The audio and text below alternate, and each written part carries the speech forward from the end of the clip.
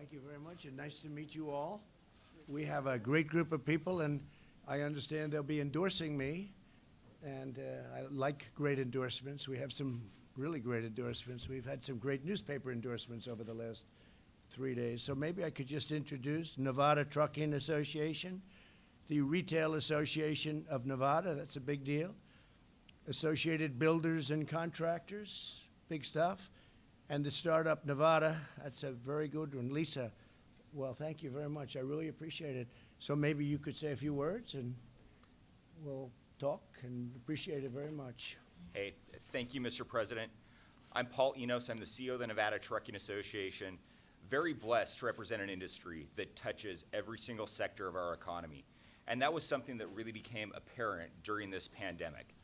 This administration took unprecedented steps to ensure that not only did our truck drivers have proper PPE so they could be safe, but that we could deliver all of the things, groceries, toilet paper, meat to our grocery store shelves, deliver medical testing equipment to our first responders. Tax reform that this president has implemented has been phenomenal for our industry. It has allowed us to invest in safer, cleaner trucks that are out there on the road. It has enabled us to increase the wages of our truck drivers. And for our drivers, new hours of service rules that have been passed by this administration have enhanced safety, have made those rules a lot more flexible for our truck drivers, and allowed them to get home at night. This administration has protected our smallest trucking companies, those independent owner-operators, giving them the ability to contract, to be able to go out there and start their own business, work for themselves, achieve the American dream. And at a very human level, Mr. President, this industry has trained almost 1 million truck drivers across the country to recognize and report signs of human trafficking. Right. And we commend your administration's efforts and successes in combating this evil. Thank you very much, Mr. President. I love what you just said, human trafficking. That's great. Thank you very much. Appreciate it. Please. Mr. President, Mary Lau. I'm the President and Chief Executive Officer of the Retail Association of Nevada. We represent large retail operations, pharmacies, grocery stores, and very small retail operations also. Our major retailers in the form of grocers, pharmacies, home improvement facilities, we're honored to serve as essential workers in the United States, and we appreciated Paul bringing toilet paper. How about anybody else?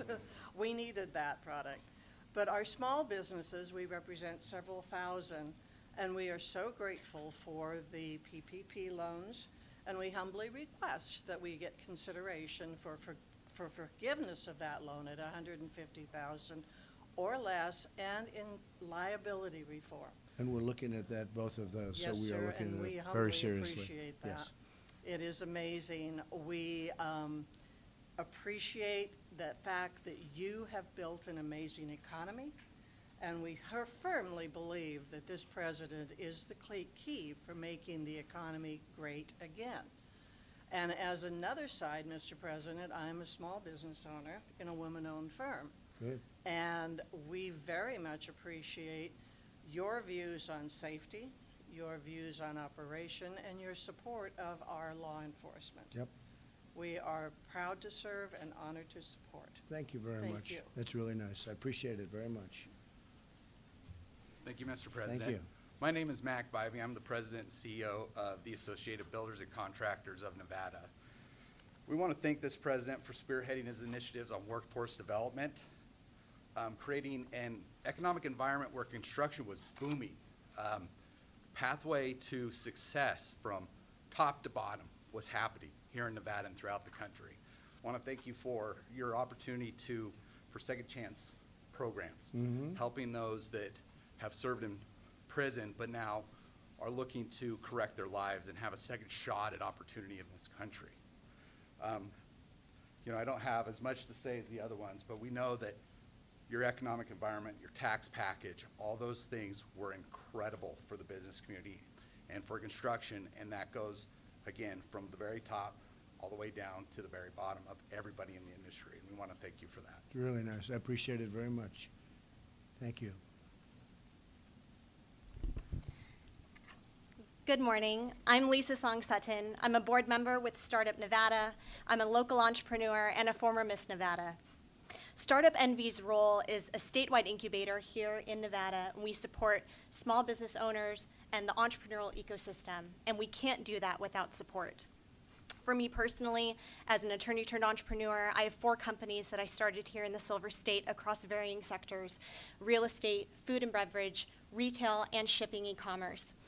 All of those industries were affected. Not a single sector was spared here in Nevada. And thanks to you and your administration for the swift action that you took to make sure that small business owners like myself and the entrepreneurs that we help had the resources available to them to make sure that we could keep the lights on, to pay our staff, and to just stay afloat during a really uncertain time. Rebuilding the economy is what's important, and in order to do that, we have to support American businesses and American entrepreneurship. So now is the time for private sector to come off the sidelines, to stand up for our communities, to stand up for our small businesses, and recognize that results matter. We see that every day within our small businesses, that being action-driven, results-oriented, detail-oriented, and having hustle and heart are what will carry us through to not only survive, but also thrive. You, Mr. President, have all those qualities as well. It's something that we recognize, and we're very grateful for all the work that you do and your support of American entrepreneurs. Thank you, Thank Lisa, you. very much. So nice. I appreciate it. Anybody else? Anybody? You're together, a couple of doubles? That's good. Well, you've been well represented if that's the case. So I want to thank everybody. We're heading to Arizona. We have a couple of very big ones in a little while, very big ones. They've all been big. I think you've seen it. You've been witness to it. I don't think anybody's ever seen anything like this in the history of our country politically. There's tremendous support. Poll numbers are very good. You don't see the real poll numbers. We have poll numbers in Wisconsin where we're up 1, and yet I see ABC comes out, ABC Washington Post. Of course, they had us 12 down last time. Of course, right before the end, I think they were even, but they had us 12 down about 2 weeks before, and we ended up winning. So, you know, one of those things. But they came out with one down 17, and we have one where we're +1, and most of them have us pretty even in Wisconsin. So they're just suppression polls. It's a shame they can get away with it. It's almost, if you think about it, it's almost like a campaign contribution to the DNC. The good news is our people understand it. They understand it very well. They went through it 4 years ago. And it was actually worse 4 years ago, if you think about it, but they went through it. We're really up in almost all of the states that we're talking about, most of the states. We're up even or very close, doing fantastically in Florida, doing fantastically in North Carolina. We have a Michigan poll that just came out. We're 2 up in Michigan. We have a very good Wisconsin poll that just came out. We're 1 up. Rasmussen has us at 53. 52 yesterday, 53. And head-to-head nationally, we're up in a Rasmussen poll. And Rasmussen was one of the most accurate 4 years ago. So we tend to look at the ones that were accurate 4 years ago. Pennsylvania, we think we're going to do fantastically there. There's tremendous energy. And we've never seen enthusiasm like this. And I think the honest reporters will say, in the history of doing what you're doing, I don't think anybody's ever seen enthusiasm like this. Our voters are going to vote early, but they're really going to vote on Tuesday. They want to wait till Tuesday. That's what the tradition has been. At least the tradition with me happened last time, too. And I'm calling it a great red wave, and I think you're going to see something that's going to be amazing. Some will vote a little bit earlier, but they do want to vote. They want to go to the polling booth and vote for the most part. The early ballots were doing much better than anticipated. We assumed a certain number. I think they are underperforming, and I think on Tuesday we're going to overperform, and we'll see what happens at the end of the day. Hopefully it won't go longer than that. Hopefully the few states remaining that want to take a lot of time after November 3rd to count ballots, that won't be allowed by the various courts, because as you know, we're in courts on that. We just had a big victory yesterday in Wisconsin on that matter. So hopefully that won't be happening, okay?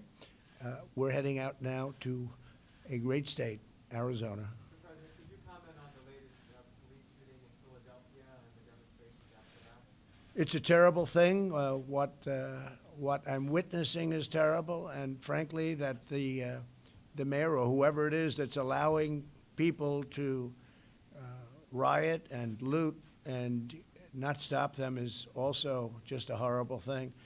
I saw the event. Everybody did. It was on television. It was a terrible event.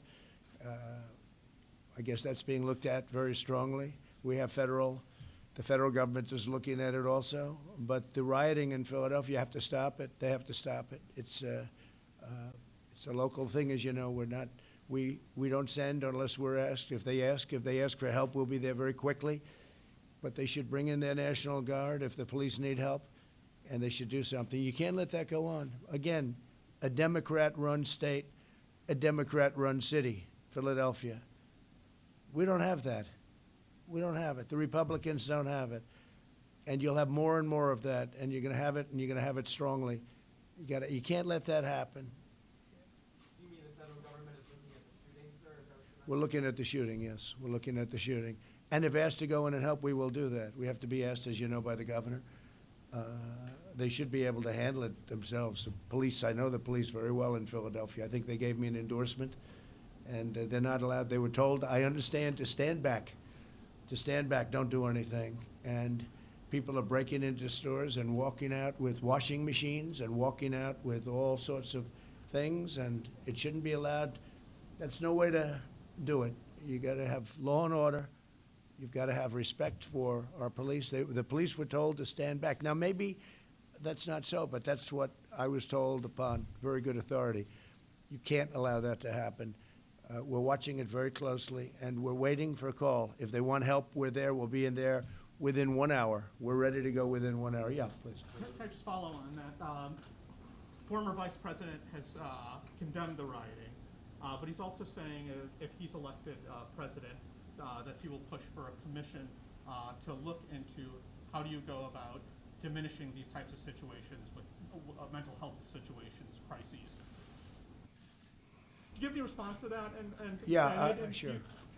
The former vice president has been doing this for 47 years. He's been doing it badly. This is a group that he supports. He doesn't want to condemn them. I saw that. He doesn't want to condemn them. You have to condemn. You have to be strong. You can't have chaos like that. And he'll be very, very weak. He hasn't gotten, to the best of my knowledge, any endorsements, or certainly if he has, it's very few. I've gotten almost every law enforcement endorsement in the nation. Texas, Florida, Louisiana, Oklahoma, Ohio, almost everyone in the nation. I think we might have even gotten Pennsylvania, which is great, but they have to be able to do something about it. The problem with Joe's all talk and no action. You got to have some action. You can't let that happen. I went to school in that city. I love the city of Philadelphia. You can't let that happen to a wonderful place like Philadelphia. You can't let it happen. Well, I'm going to see you in Arizona. Thank you very much, everybody. Thank you. Condemn the situation.